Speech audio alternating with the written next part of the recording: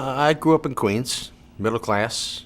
My father ran a company that made picture frames and prints, and did okay. My mom was a housewife. And I have two older sisters, and by the time I was like 10, 11, 12, they were out of the house and through college and everything and married with kids. So I sort of, grew up from there. I went off to, I was a bit of a problem child, I'm afraid. And got sent away to boarding school because I was a handful. Uh-oh.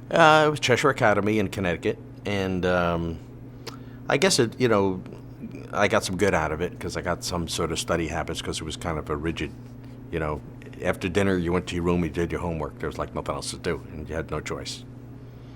Otherwise, I was out playing stickball or something with my friends like a real New York City kid would do. Right. So, yeah, it was good for me. In my house, no, there's nobody musical in my house. I used to have to like sneak listening to the top 40, on late night radio. I had a little plastic Zenith radio next to my bed. Was music not allowed, or just? No, it wasn't allowed. It was like time to go to sleep. Oh. So when I was a kid, there was a DJ in New York called Peter Tripp, and he was on WINS, which is now news radio, but back then it was a rock station. And I would say this is my junior high years, which would be 1957, 58.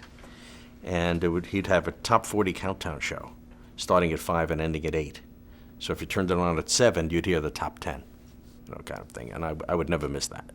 I was very big into watching Dick Clark, American Bandstand, Clay Cole, which was a local version of that in New York City. I was just, always into music. The late sort of Elvis era, the late doo-wop era, I was a little too young to really catch the early part of that. Like Bill Haley was like a little before my time. Right. Elvis was a little before my time, Heartbreak Hotel and that's like a little before my consciousness.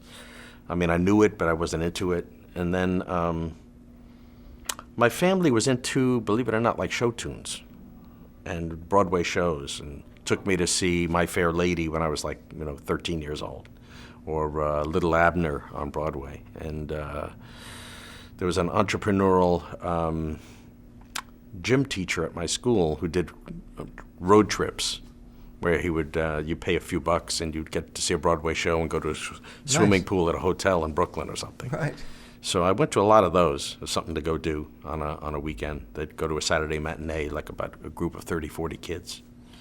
So I did know I had that kind of background, but I was more into the rock.